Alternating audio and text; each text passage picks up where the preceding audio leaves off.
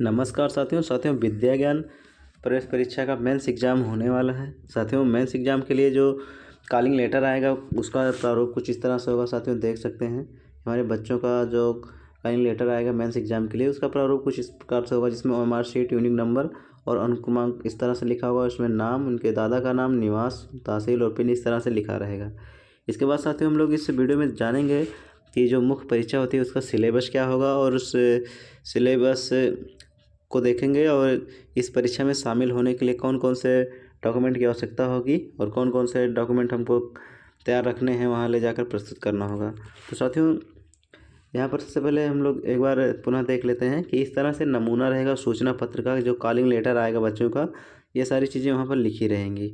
इसके बाद साथियों यहाँ पर देख सकते हैं कि मुख्य परीक्षा जो है वो भी लिखित परीक्षा के रूप में ही होगी और लिखा है कि परीक्षार्थी परीक्षा कक्ष में पहुंचने से पूर्व निर्देशों का गहन अध्ययन अवश्य कर लें। विद्या ज्ञान स्कूल में कक्षा 6 में प्रवेश प्रक्रिया अंतर्गत मुख्य परीक्षा लिखित परीक्षा के रूप में होगी। परीक्षा प्रक्रिया के अंतर्गत संपूर्ण प्रश्न पत्र विषयवार 4 खंडों में विभाजित होंगे, यानी 4 खंडों में विभाजित रहेगा पूरा सिलेबस। और प्रत्येक प्रश्न के एक से अधिक संभावित उत्तर के विकल्प होंगे, यानी ऑप्शनल एग्जाम होगा जैसे ओएमआर शीट पर हुआ है प्री का। और परीक्षार्थी को प्रश्न पत्र के प्रत्येक खंड में न्यूनतम 30% अंक प्राप्त करना अनिवार्य है। ये इंपॉर्टेंट है साथियों। यहाँ पर देख सकते हैं कि जो 4 भागों में डिवाइड होगा क्वेश्चन पेपर, उसमें से प्रति खंड में आपको 30% लाना आवश्यक है। और ये जो 4 खंड होगा ये लगभग 100 अंक का होगा और 100 अंक का अगर हम लोग डिवाइड करेंगे तो 25-25 नंबर के एक पोर्शन होंगे और उसमें का 30% आपको लाना अनिवार्य होगा। और यहाँ पर अनिवार्यता जो है कि आवेदक एवं अभिभावक प्रत्येक के नाम सहित के साथ आवेदक के आवास की पृष्ठभूमि में लिया गया फ़ोटो, यानी कि जो भी बच्चा सम्मिलित हो रहा है उसका और उसके गार्जियन का आवास की पृष्ठभूमि में लिया गया फ़ोटो, यानी कि उसके घर के सामने उसका फ़ोटो की फ़ोटो लगनी है। राजस्व विभाग द्वारा अभिभावक के पक्ष में निर्गत आय तथा स्थायी निवास आय प्रमाण पत्र, निवास प्रमाण पत्र की छायाप्रति, अभ्यर्थी का प्रारंभिक प्रवेश परीक्षा संबंधी प्रवेश पत्र, यानी जो प्री का एग्ज़ाम हुआ है उसका प्रवेश पत्र लगेगा। और अभ्यर्थी आवेदन पत्र की छायाप्रति और जो आवेदन किया गया है अध्ययनरत विद्यालय की कक्षा 3, 4 तथा कक्षा 5 की अर्धवार्षिक परीक्षा फल का छायाप्रति ये भी लगेगा। और शिक्षा विभाग द्वारा निर्गत आय संबंधी प्रमाण पत्र की छायाप्रति, इन सभी को लेकर के आपको वहाँ सेंटर पर पहुँचना रहेगा।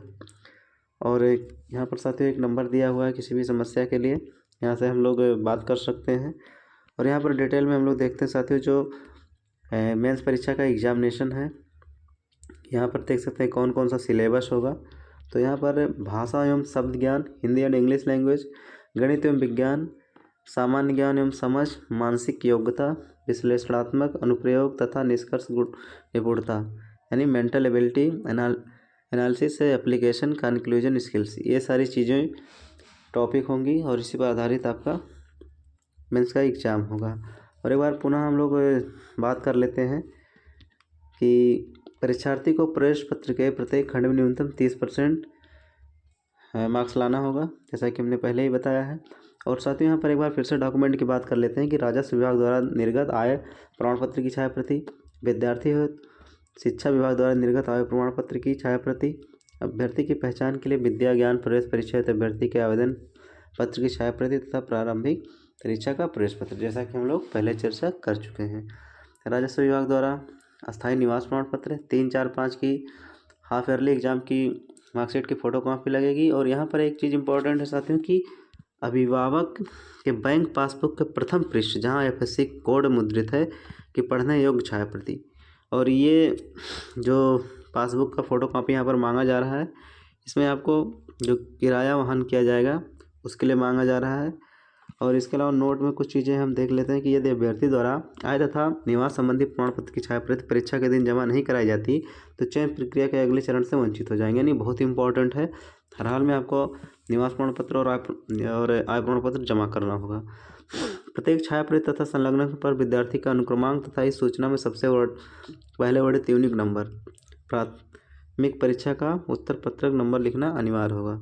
यहाँ पर जो एक यूनिक नंबर होगा यहाँ पर देख सकते हैं, ये लिखना इम्पोर्टेंट होगा।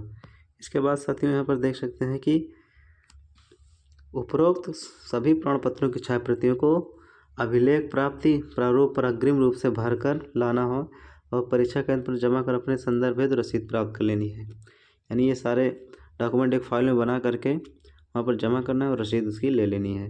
परीक्षा केंद्र पर मोबाइल तथा कैलकुलेटर लाना वर्जित है। विद्यार्थियों को बीच में परीक्षा छोड़ने की अनुमति नहीं है तथा परीक्षार्थी नियत अवधि पर ही परीक्षा कक्ष से बाहर आ सकेंगे। तो साथियों कुछ दिशा निर्देश थे और यहाँ पर देख सकते हैं मुख्य परीक्षा का जो एड्रेस है कुछ इस तरह से दिया गया है। परीक्षा केंद्र कहाँ पर है, परीक्षा केंद्र पहुँचने का समय क्या है, कब से परीक्षा प्रारंभ हो रही है और परीक्षा तिथि क्या है। तो साथियों ये कुछ था महत्वपूर्ण जानकारी और इसके आधार पर हम लोग अपनी तैयारी करेंगे, अपने बच्चों की तैयारी कराएंगे।